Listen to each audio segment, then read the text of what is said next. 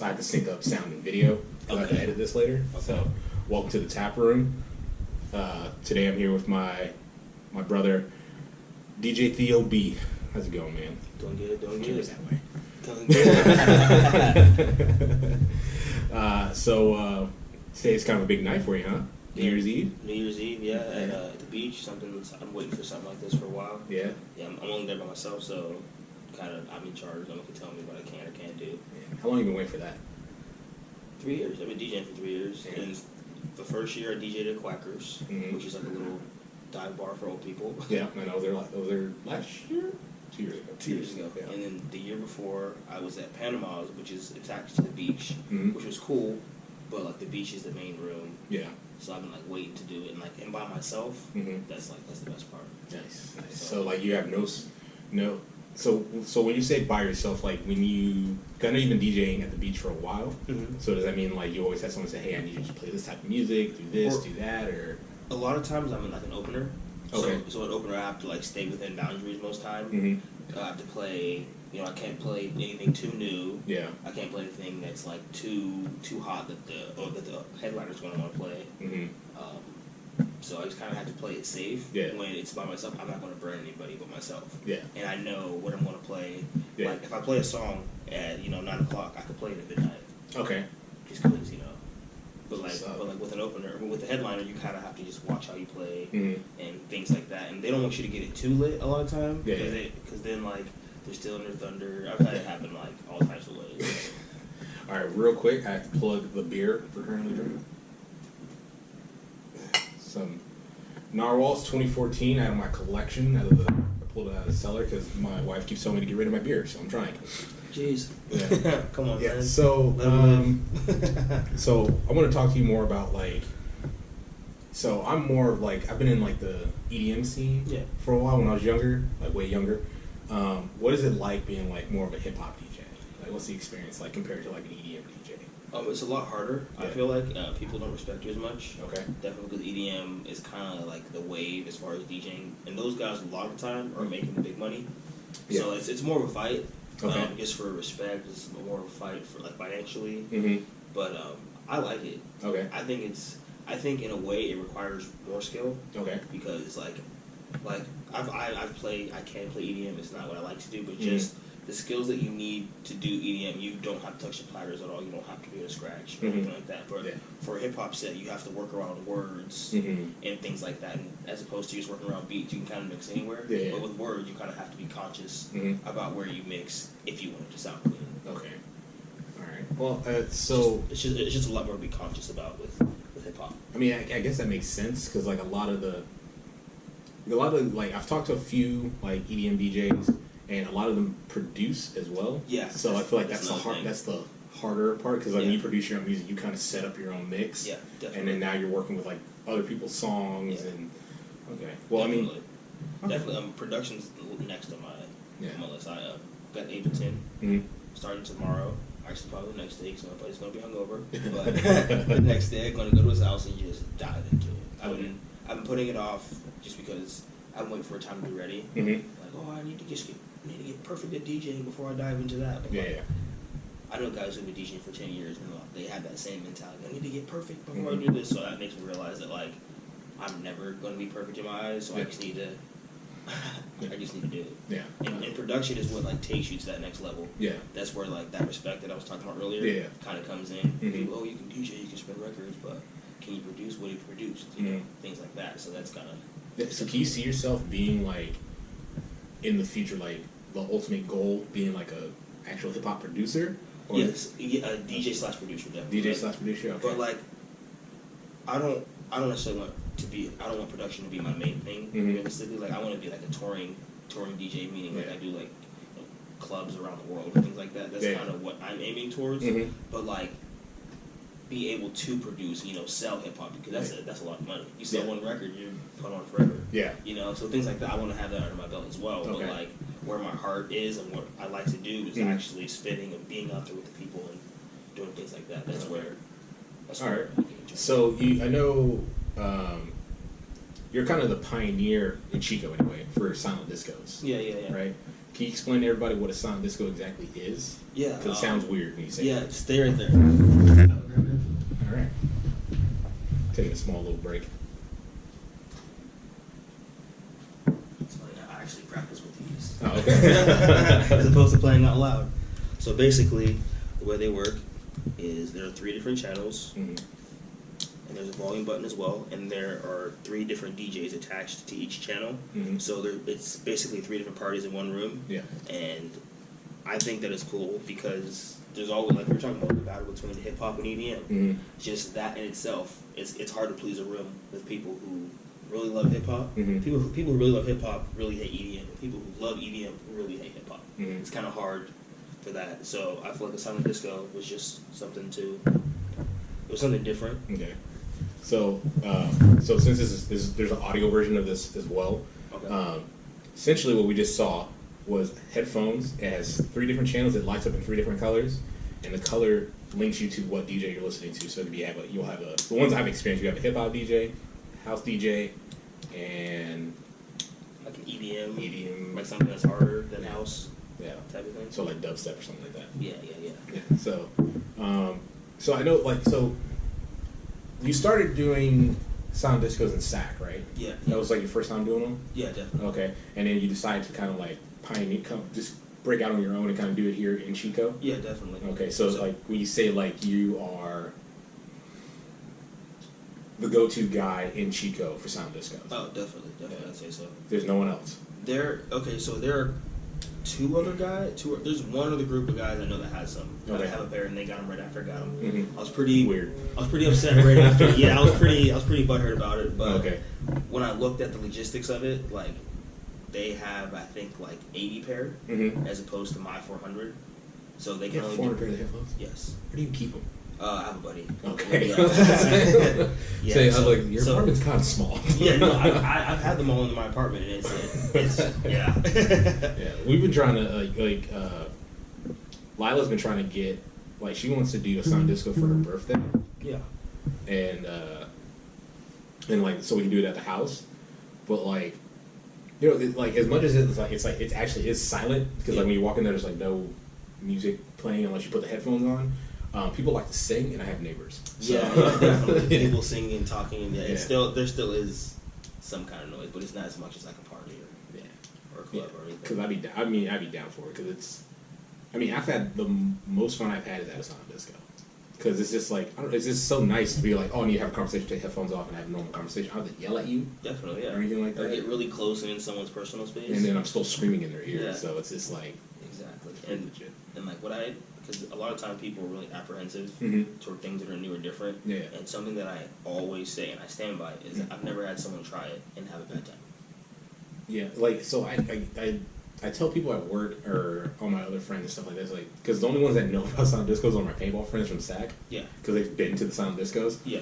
But at work, I'll say, oh yeah, my brother does sound discos. It's like sound disco. That's oxymoron. It's like you say that until you try it. Yeah. And it's like you just have to try it. And then I maybe got 1 or 2 of them to go to one.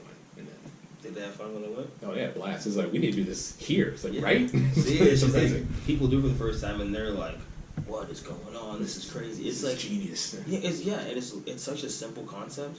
Yeah. I don't know why I didn't think of it. Right. It's just you know what it is. It's just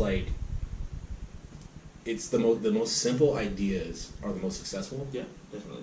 Honestly, who ever thought why do you need speakers when we have Bluetooth headphones? That's what I'm saying. Right. And then you just gotta get creative with the type of events that you're doing with, and that's kind of what I've been trying to do is think outside the box with the type of events. Because I've looked online, there are so many things that I haven't tapped into. Yeah. So you can do. I've seen them do comedy shows. They have 3 comedians at once. That's genius. Exercise classes where they have 3 different channels of music, or they have 3 different instructors, so you have 3 different workouts going in the same room. There's just there's a million ideas you can do with them. So I'm just trying to tap into every single one. That is so. Pretty much any live event you can do as a sound disco and have multiple shows going at once. Yeah, definitely. You can have like an entire band on one. Set up right. Yeah. Man, that's legit. I've never even now you say it I never even thought to do that because no. And something else that I've seen done is how sometimes they'll have a demonstration or something, if it's English and Spanish, they'll have an English channel and a Spanish channel. Just to make the event go by smoother. And I've tried to talk my mom into it because she does things where she has to stop and have the translator translate. So I'm like, Mom, like, I'm not going to charge you. Just try it. Yeah. You know, just try it. You see if it works, because that'd be kind of cool. Just go in there and get some pictures. Yeah. And, you know, that'd be So cool. I know, like, because they just came out with, like, live translating headsets. Yeah. But they're like, those are like $400. It's not. That's kind of worth it. I mean, it kind of is. When you go to like other countries and you sit there and talk to somebody because you know what they're saying, like it's kind of worth it. Or eavesdrop. Or eavesdrop. Like you talking shit. Nail salon about to be lit. You know what I'm saying? Cheers to that. Yeah, cheers. So another fact about you is you are a world traveler.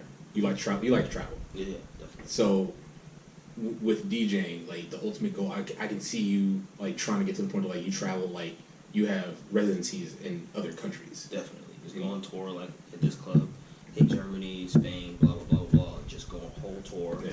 Not like for a couple of weeks, months, whatever it is. Well, so if you need a manager, I know a guy. I'm gonna need one because I'm not. That's my weak spot. Right. I think that's most talented individuals. Like their weak spot is like managing like what's going on. They just want to do their art. And they don't want to like absolutely logistics or anything like that. Even like when I was talking with Moscow about their private event, like if I could have someone just deal with that. I'm like, hey, so you're booked there on this date, and they want to hear this.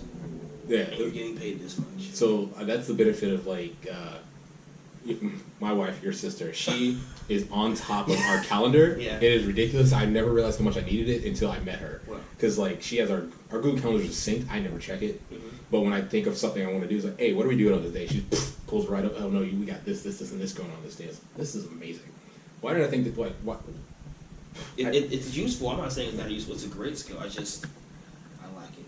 Yeah. Well, look, I'm not saying the only reason I'm with my wife because she manages my time, but it's a bonus on top of being married to her. Yeah, it's like, so where would be the dream location, like your dream place to be, to perform or travel to or anything? There's a couple. Of course, Vegas. I want to DJ in Vegas. Okay. I would like to DJ in Spain. Okay. Ibiza, area. They party hard. Yeah, they do. Those are kind of the places, and like just all over Europe in general. Yeah. Be dope. Asia's got some really dope clubs. Yeah. Really dope DJs as well. I've been trying to get to Asia for so long. Granted, I went to Thailand a couple years ago, but yeah, Thailand's got some really nice clubs as well. And like through my travels, it's kind of cool to just go to all these spots and see the DJs and see the talent. Like there's talent like all levels. Yeah. Guys are super good. Guys are like, wow, how'd you get this job? Yeah. Like I have so I had a guy on here 2 weeks ago. I don't know if you remember him, Joe Barrett. He's a pro paintball player, but also he's a bass head. Okay. So he's hardcore EDM, but he has traveled literally everywhere. Like I think 2 months ago or a couple months ago, he just came off of a huge sabbatical where he went to Mexico, Europe, and Asia just to play paintball. But he also like went to different music events in those countries, and he did all types of he ran into all types of craziness, and he got to hang out with one of the DJs and like, how did you? He was asking like, how did you end up in? I think he was at a club in Bangkok, and he's like, how did you end up here? Because he was American. Yeah. He's like, I'm from Kansas, and yeah, right. I'm from Kansas, and when he graduated high school, he just kind of did the whole like, I'm gonna buy a one-way ticket somewhere, and I'm just gonna figure it out. And now he's a headlining DJ in Bangkok, which was odd. Yeah. But I don't know. It's just like stuff like that is when I hear like when I hear stories like that, I was like, God damn it, man, why am I not 10 years younger? And because like when I was 20 years old doing stuff like that, well, I didn't even do stuff like that. I just spent all my money on paintball, like paintball tournaments. And don't get me wrong, I had fun doing it, but I kind of wish I kind of just would have traveled all over the place and done a bunch of cool shit. But live and learn. Definitely. Hindsight's 20/20. That's what I'm trying to do before I settle down and have kids. Well, it's either before you settle down or you find a partner like mine who wants to travel, and then you just try to plan trips. Like we're going to Italy in April. Yeah, that'll be nice. Yeah, that'll be super good. I'm actually going to Vegas in March. For just to go, or it's like around spring break time, but I'm going with a bunch of my DJ buddies. Yeah. And they go every year, and it's like I'm happy to go with them as opposed to with my friends because like we're going there to see certain DJs, you know, and go get that whole experience and just like get our IQ up and things like that. Who are like some idol DJs that you kind of look up to, or you talk about like professional, like not professional, like known DJs, or like just guys that are like close to me? Both. Let's start with guys known DJs. DJ Ease, I like him a lot. Okay. DJ Jazzy Jeff from Fresh Prince of Okay. He's nice. Not mad. Who else I look up? Jay Espinoza. He's from San Francisco. He won the World Championship last year, 2019 or 18, and the guy or 2019. And it's kind of cool. The guy who's representing the United States, DJ Lazy Boy, shout out to him, is going there to represent the United States again. So if he wins that, the Bay's on the map. Yeah, and that's tight. Nice. Who else? I've heard a couple of these names. Like, so I'm not like super savvy when it comes to like DJs and stuff like that. Yeah, definitely. But like, I know from back when I like used to go to like all these music festivals and stuff. Like, I know like DJ A-Track. Who used to be like hardcore hip hop DJ. Now he kind of floats in between EDM and hip hop. And I like it. It's cool. Yeah, and then go both ways. I can't remember the two guys' names, but they make this group called Chromeo. I can't like they're two like known. They're battle DJs in New York. I believe either New York or LA. I can't remember. Okay. And they formed an EDM group, and then now they just float around doing EDM. And they're like A-Track. They kind of float in between. Yeah. That hip hop, they do like they'll do an EDM set, but like they're scratching and putting in actual hip hop songs into the their set. Yeah. So it's just like those are the shows I liked going to because like growing up I was more into hip hop than I was into EDM, and then like when I got the EDM, like when I got how do I get into EDM? I met a DJ in Orlando. That's how I got into EDM. Yeah, so EDM's fun. It's a good time, but like I feel like when it comes to hip hop, it's just like I don't know. It just feels more like pure. I don't know. No, I agree. It's easier to follow. Yeah, it's way easier to follow. Easier to follow. Yeah. And there's like I can do it sober. It's so much easier. No, that's facts. Yeah. So sorry. So you said Lazy Boy, and then with who else? Like Audio One. He's a really dope DJ, been doing it for years, and he actually comes up to Chico and plays at the beach from time to time. Really? Yeah. Oh. Super good guy.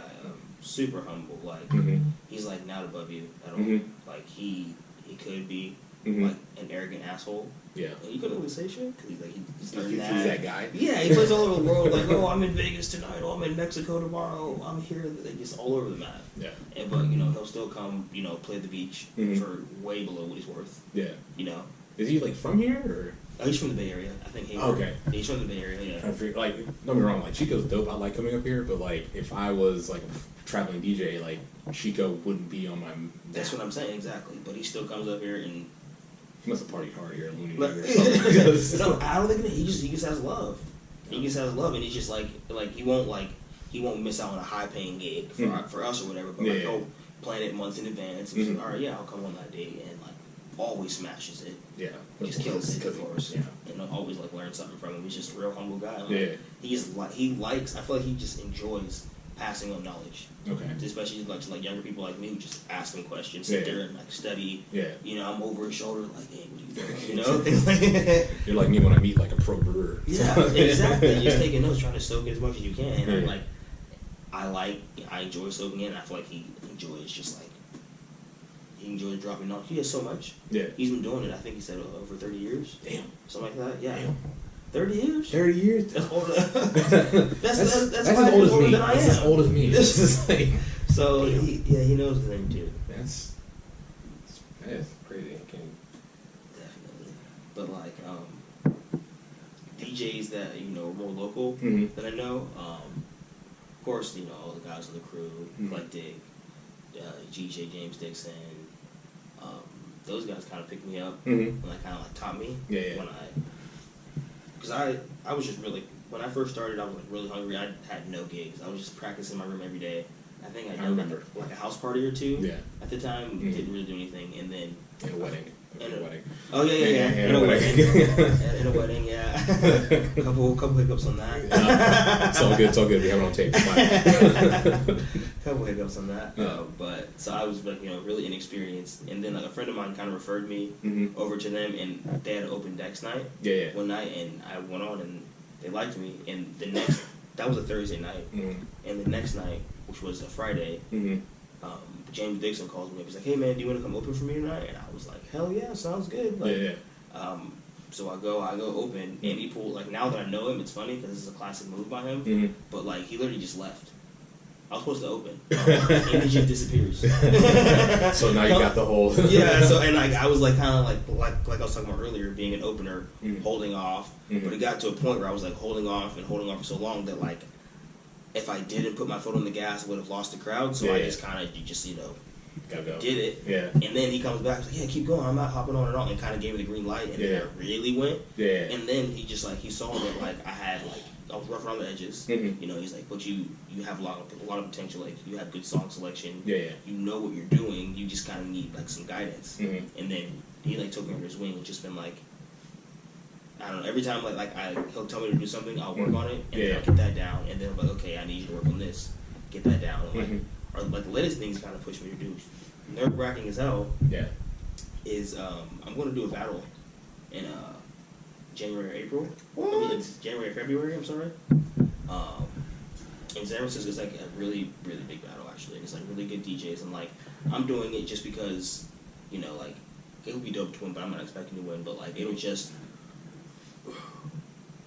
like the exposure that you get from that is dope. And a lot of these guys like are like battle DJs, and I feel like I'm more of a club DJ, so like maybe we could do some trades or whatever. It's just good networking and whatnot. So and just to push the limits, like, because I don't like know any guys that kind of started when I did, who were obviously in my class per se, who were like doing things like that. So like, what do I have to lose?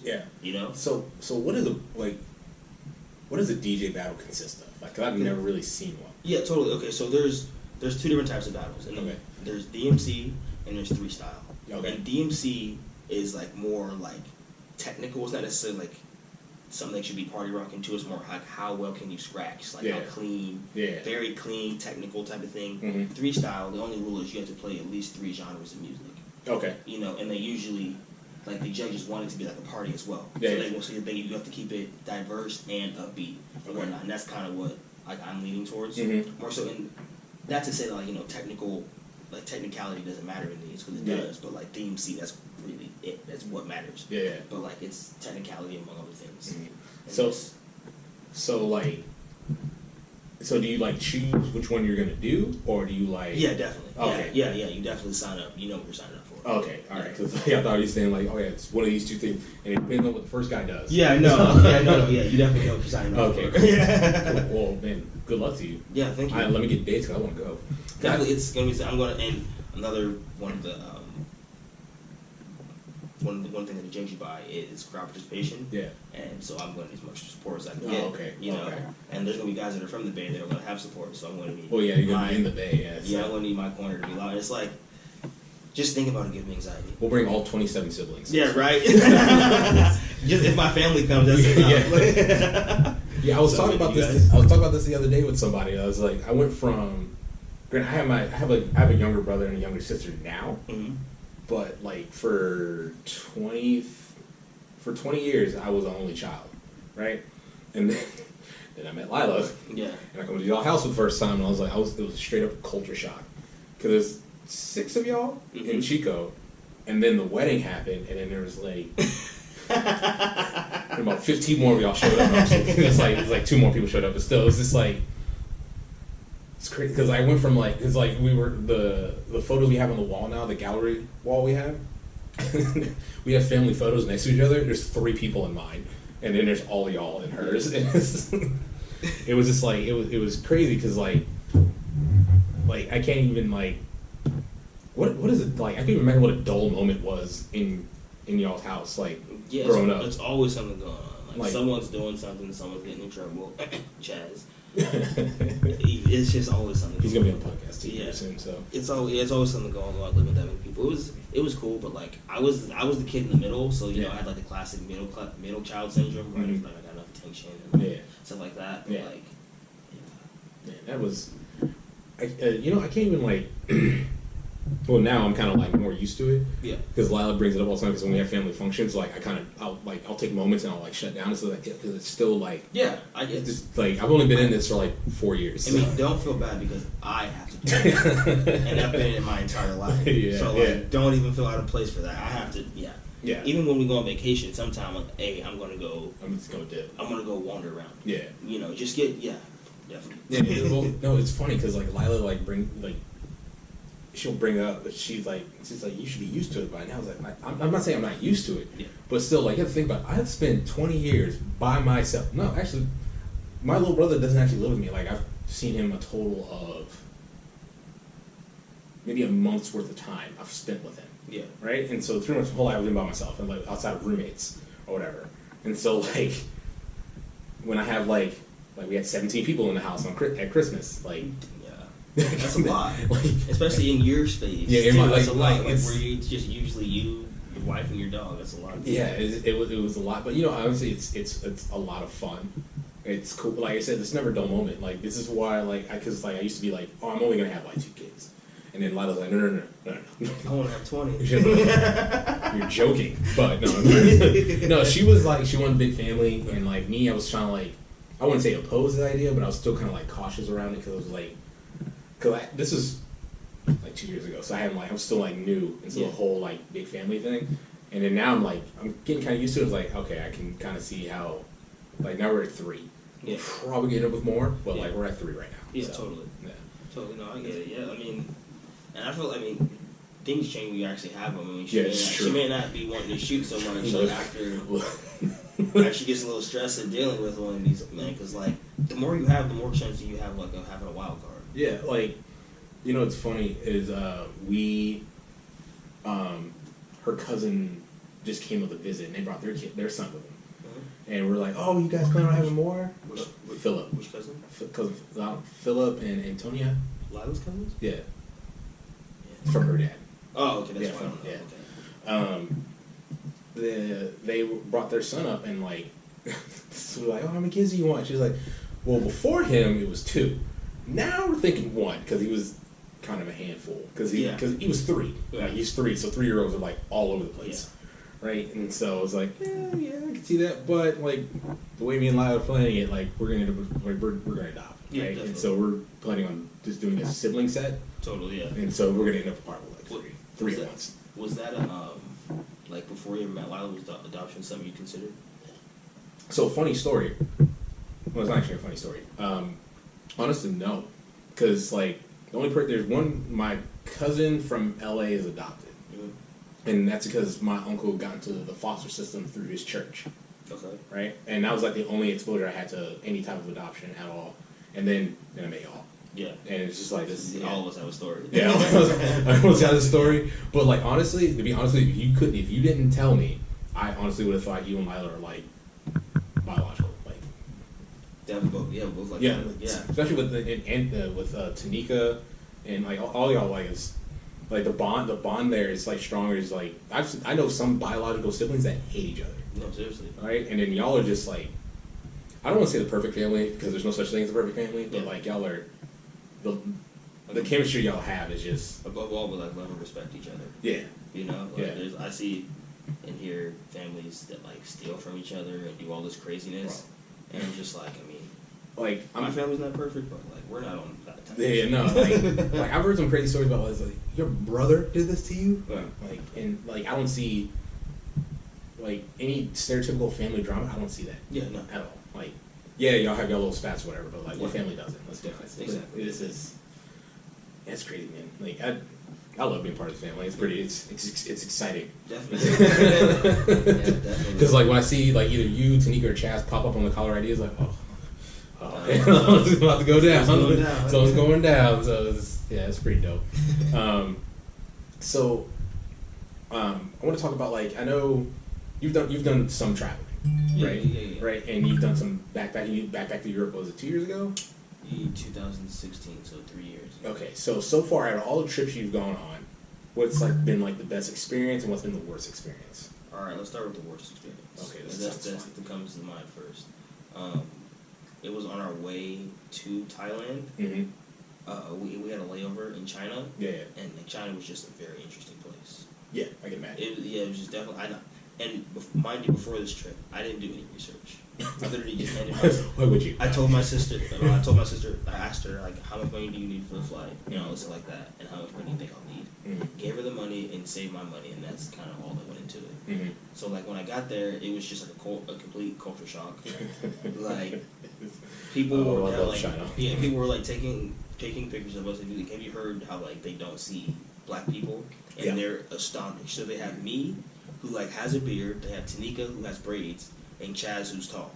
So there's just 3 different things that are all. You're famous. Yeah. It's just 3 things that they don't see. So they were just really just in shock and in awe. There was that, and then on the way back, we had like a 10-hour layover in China, and like they just kind of dropped us off, and like no one would help us. So then there were other Americans on the plane, so we kind of just all like. Anyone who spoke English, we just kind of stayed together. No one knew what was going on, so we were just kind of figuring it out together. Mm-hmm. But it was just a very interesting place. Going through security, they were very invasive. Yeah. Like, and usually they have like a guy on a guy and a woman on a woman. When they had women, it was just whoever was working patted you down. Yeah. And they had women, and one of the ladies pat Chaz down and like. Blatantly grabbed his dick. Blatantly getting his like feeling the shit, and she's looking over at her other friend like she's getting aroused. Like, do you see this? I'm grabbing this. Well, she was making sure the myth was true. That's all she was doing. That's all she was doing. But yeah, she's just sitting there violating my brother right in front of me, and there's like nothing we can do. We're just sitting there watching it happen. Like, what the hell? Yeah. But one of the best. It's hard to say, but. You can have multiple, it's fine. Okay, alright, so I want to say I liked Portugal a lot, because that was a random spot to me. Yeah. I had a friend of mine, she told me, because she'd been all over Europe, she said, Portugal's dope, you need to go, I know you'd love it. Yeah. So we booked a flight to Lisbon, which was super dope, and then while we were in Lisbon, we met someone who told us to go to Faro, which is on the southern tip of Portugal, and I didn't even know Faro existed until we talked to her. Yeah. We ended up taking her word on it and going, and Faro was probably like the coolest experience. Like the hostel was super cool, the people were super cool, and to this day I still talk to them, the owners of the hostel. And it was just like, just the vibes there were super cool. I felt like super safe. Like as soon as you walked in, like they cracked you a beer. As soon as you walked in, they cracked a beer. Here you go, mate. Look, man. Right? That's all you gotta do to get on my good side. and then the guy was like, "Hey, so like I gotta go do some stuff." You're Portugal. Portugal, yeah. This thing going? Yeah, it's recording. So let me get this. And we're back. All right, cool. All right, Portugal. Yeah, Portugal. Yeah, Portugal was definitely dope. Yeah. It was super dope. I definitely want to go back at some point. Like, there's just no way I can not go back. In fact, to the same exact hostel. I'll stay there. Yeah. Just because it was that cool. I felt so safe there that like I was sleeping outside every night. Damn. Yeah, like they had like a little like a hammock and little chairs and stuff outside. And I was just sleeping outside, and I felt safe. I didn't think anyone was going to do anything to me. Like I'm always like. I think it's just military in me, but like I'm always sketched out when I'm in other places. Yeah, it's the military. I think it's just military because I'm watching everyone, and then like when I was in London, coming back from 2 deployments ago, I was in London for a day. We were in Cambridge, and so like Cambridge is known for like their architecture. I look at architecture for maybe an hour, and then I went from pub to pub to pub to pub to pub, and by the time I got to my last pub, I was pretty drunk at this point. And I get to the bar, I order my beer, and the bartender's like, "Hey, I'm gonna need you to chug that." I was like, "Why?" He's like, "You see that group of guys back there?" And I was like, "Yeah." Like, that's a football frat. They don't like Americans. And they can obviously tell you're American by the way you talk. I was like, thanks for the heads up, and I chugged my beer and walked out. So, like, it's just like stuff like that. And then, like, when I was in Thailand, I carry my military ID with me everywhere I go. But in Thailand, it was hidden the entire time because because there are in Thailand. It's like if they know you're American military, it's kind of like it's almost like being American military in Vietnam. Oh, okay. Yeah, it's just not a good type of person to be in that part of the world. Yeah, definitely. So like it was hidden. So every time they saw my ID, they just saw a Georgia ID. They didn't see a military ID. Yeah. But I have to have military ID to get like on planes. To get on planes and stuff. So yeah, it was just I haven't. Hopefully this Italy trip because like the places we're going, like we found these hot springs in the middle of a field. Jeez, like natural ones. Yeah, like actual hot springs in the middle of a field in Tuscany that we're going to. So like, it's like hopefully Italy's like changes my my view on traveling. Yeah. So because like I love to travel, but like I'm always sketched out because like shit happens. I mean, Americans are supposedly assholes anyway. Yeah. Just because how we're represented. So yeah, people when people figure you're American, some people definitely you can tell have a stigma or an idea. Did you have that like happen to you in Thailand at all? More so in Europe. Okay. It was more so in Europe. I mean, in Thailand, I mean, everyone was kind of weird to me, just because the whole, because you're black. Exactly. So that was just kind of like the norm. But like, I was a god there. It was fantastic. It's crazy. Yeah. It's crazy. Thailand's an interesting place. Yeah. It's the one thing. Like, so I did a little bit of research on Thailand because like before I met Lila, I wouldn't do research on anywhere I went because I just like I'm kind of the guy of like I walk at the hotel, I walk left, and I do whatever's in that direction. Yeah. Yeah. Right. And now I kind of plan because like stuff like that shit happens. Yeah.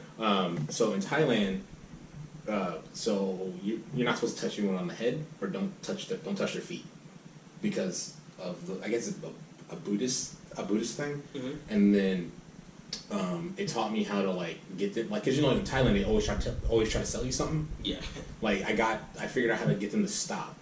It's a stern aggressive no, but when you say no, you smile. Because it's the land of smiles. Like they know, like, hey, from the smile they know, like, oh, I'm a nice guy. I'm willing to talk to you. Stop selling me stuff. Yeah. So you're like, no, and then smile at them. And that's interesting. If someone said no to you here and smiled at you, you'd be confused. You'd be very, very confused. Hold on. Why did it stop? Oh, okay. Okay. Wait, sorry. Okay. Yeah. I'm having all types of technical difficulties right now, so I'm still like, this is episode 3, so okay. I'm like, we're still figuring. I'm still finessing stuff, so. I'm still figuring shit out. So, what was another like good experience you've had over in Europe or Thailand or wherever you've been? Because you guys went down to South America recently too, right? Costa Rica. Yeah, you're down in Costa Rica for a while too, right? How was that? That was cool. I was only there for 10 days. It wasn't enough time for sure, but I liked it a lot. It was beautiful. Yeah, just the women there. Every single woman was attractive. It's just like what? South America, no, it was South America was cool. I also liked Amsterdam a lot. Yeah, Amsterdam was cool, for obvious reasons. Well, yeah, I can't show the camera now, but I can tell for obvious reasons Amsterdam was dope. Yeah. Yeah. Well, what's actually funny is Amsterdam is trying to kill its tourism right now. Why? Because of too many Americans go over there, and like America ruined it. We went over there, and they're over there for the red light district and for the drugs, not for the fact that it's a beautiful city. Yeah. And that like the Van Gogh museum's there. Yeah. Did you have Pannekoeken? Pannekoeken, no, what is it? Pannekoeken is it's a pancake, right? Okay. It's Amsterdam, it's Holland's pancake, but it's almost like it's a happy medium between a crepe and a pancake. Okay, yeah, so I actually saw people eating those. Yeah, so you can have it like savory with like chicken or steak or something like that, or you can have it sweet with like pancake with like syrup or whipped cream or fruit or whatever. And like that's one thing I've always wanted to try, and I've always I learned this from it was in a Beastie Boys song. Oddly enough, it was in a Beastie Boys song, and they talked about, I can't remember the exact line, but it was something Pannekoeken. I was like, what the fuck is a Pannekoeken? And I just Googled it, and I was like, oh, this looks dope. And then I went way too deep into the internet, and now I know way too much about Pannekoeken. And there's this one restaurant in Amsterdam. It has 3 tables. So it's super expensive, I bet? No, it's not super expensive. It's just really small. Okay. So you have to wait in line for people to finish their meal so you can go upstairs. Because it's upstairs in like the size of this kitchen. 3 tables, and they have the most famous Pannekoeken in Holland. Holland, yeah. That's crazy. Yeah.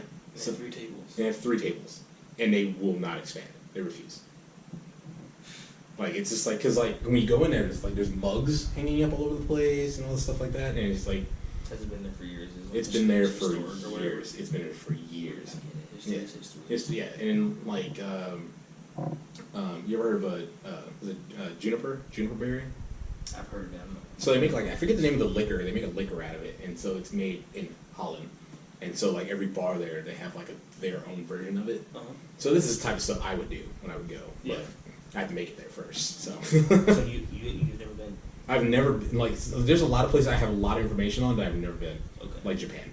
Okay. Yeah, like I know I know a lot about Japan, and I really want to go, but the opportunity hasn't come to me yet. Well, the opportunity has come to me, but I spent it on paintball. But now, I just haven't been there yet. I've been wanting to go there since I was 12.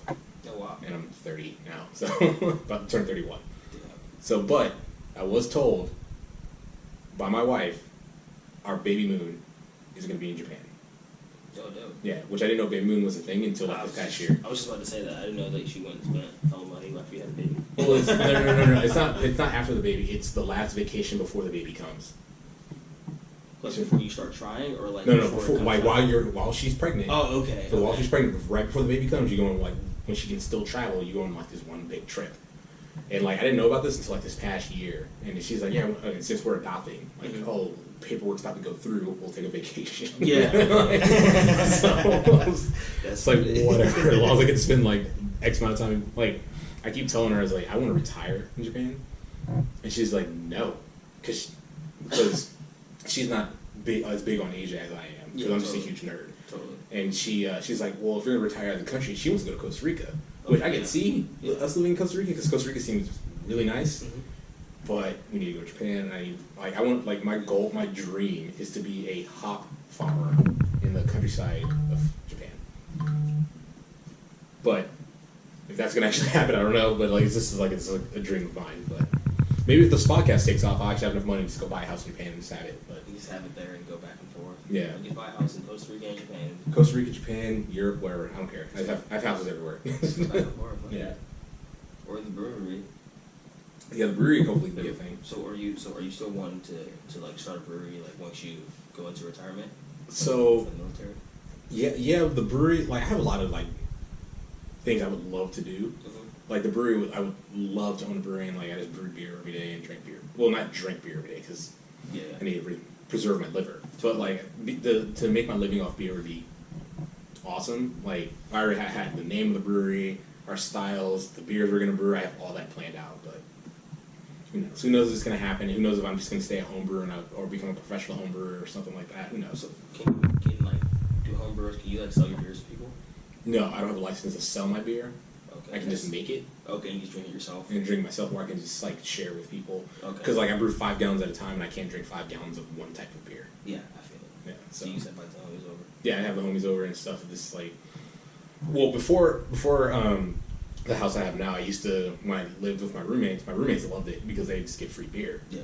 And then when I had like too many kegs and I want to brew another beer, I was like, hey, I'm having a party, drink all my beer. And okay, and then just show up and drink all the beer. That's not bad. That's not a bad gig. Not a bad gig at all. Drink all my beer. Yeah, there's different things you can do with beer, like I brew for work. Like all the functions we have, I try to brew for all of our events. Like a Christmas party, I try to brew for it. Yeah.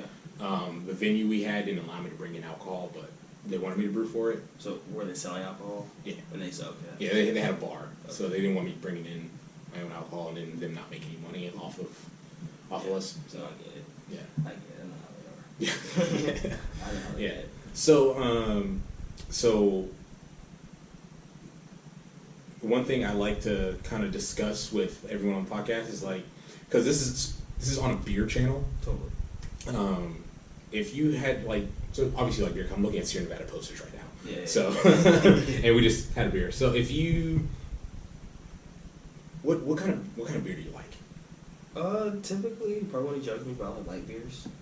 I'm not gonna judge you, man, because like don't get me wrong. In the summertime, I'm not drinking a stout. Okay. Yeah. Like I usually I'll stick to something light, like a Corona. Like that. You know, there's nothing wrong with that because Corona. No, actually, Dos Equis is my go-to Mexican lager. Okay, I've never had one. You never had Dos Equis? Bro, next time you're out at like when you're having like a burrito, tacos, or anything like that, Dos Equis. Okay. Yeah. Yeah, it's the most. You ever heard of the most interesting man in the world? Yeah, I've seen it. Yeah, I've definitely seen it. That's why I started drinking Dos Equis. I was like, this is actually really good. And then like I've met like that style of beer through craft beer. There's people who make that style of beer better, but like readily available. Dos Equis. So, yeah. But I like lighter beers, but if I go for something darker, I usually go for like an old Chico or old Chico or like a. One second, I gotta take this. What's good, man?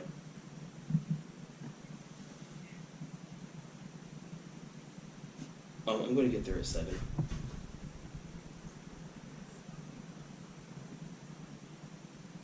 Okay. Okay. Okay, I got you. Alright, I'll see you, man. Bye. Do you want a little more? A little bit. Of course, Chaz is a bitch ass didn't come. Of course you did. But, I'm going to get on the podcast at least once because he has stories. Yeah, no, you should just talk about, you should just get, like, wild stories from Chaz Bourbon. Yeah. That could be a podcast of itself. Well, yeah, that was the whole idea. This one, you may have to keep to yourself. You may not be able to put it out.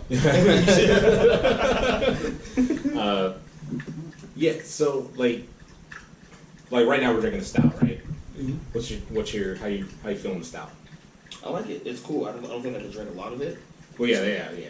I mean, this is like so beers like I got this big ass bottle. And a lot of breweries are starting to make smaller bottles. Why is that? Because it's so heavy. Yeah, it's so heavy, and then like me, the reason I haven't drank this bottle since 2014 is because I can't drink this whole thing by myself. And once you open it, you kind of got to. You got it. It's beer. You can't close it back up and keep going. Yeah. Like you could, but it's not gonna be the same. Yeah. So you got to finish it. So it's just. Yeah, man. So. I like it. It's it's kind of rich, pretty creamy. Okay, so let's get at your work. Okay. It's creamy, but it's not like harsh. It goes down smooth. Mm-hmm. I like it. Yeah, I mean, it also helps that it's it's 5 years old. So does that? So this beer is at I think it's 12.9%. Right? Oh shit! You can't right, so you can't tell. So 12.9. over 5 years, that alcohol burn kind of dissolved and went away, and the flavors are. So this is in a barrel. So Narwhal is a big thick stout, and they're usually they were 9% this year or something like that. And then but the barrel and this beer that year was a higher alcohol percentage, but you're not gonna be able to taste the alcohol. You taste more of the smoothness comes from the barrel. Okay. You know what I mean? So you're gonna pick up vanilla, char, roast, coffee, chocolate, stuff like that. Okay. So yeah. Yeah, no, it's good. Yeah. There's one other one in there that I'm feeling a little buzzed right now. So I don't know. We're gonna go eat after this, but yeah, no, that's kind of where I'm at. This is definitely after the first glass. I sat there for a second. I was looking at you. I was like, geez, I had a quarter of a beer. That happened to me at it's Moscow, right? Mm-hmm. I was pronouncing wrong. At Moscow. Yeah. And some guy just kept bringing me beers, and they were this big. So I was just throwing them back like it was a shot. And he brought me 3 or 4, and then he told me that they were 15% or something like that. Yeah. And then I realized, oh, okay, wow, I gotta stop. Yeah, they're known for their stouts, and their stouts are usually sweet or smooth, big and smooth. Yeah. Yeah, so they're usually the lowest stout they have. I think is 11%. Jeez. I think no 9%. Yeah.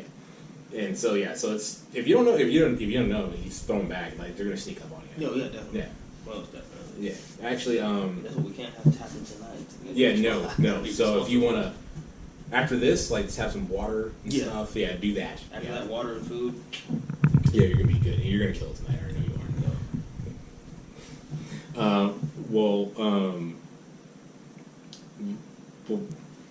I need to convince you. So I don't have a membership at Mox anymore. Okay. So this is my last year. Okay. I got a better deal at Urban Roots. I'm not saying don't DJ at Mox. Yeah. But if you got it at Urban Roots too, I'm just saying. I'm having my birthday party there. Okay. So I'm having the same setup. Yeah. Turn the speakers up. Turn up a little bit loud. Yeah. So at Urban Roots they have a whole barrel room. So those barrels we were by at my birthday party last year. Totally. They have a whole barrel room that's the size of Moxa. Jeez. Yeah, there's a lot of barrels in there. Okay. Yeah, and so that's where they hold private parties.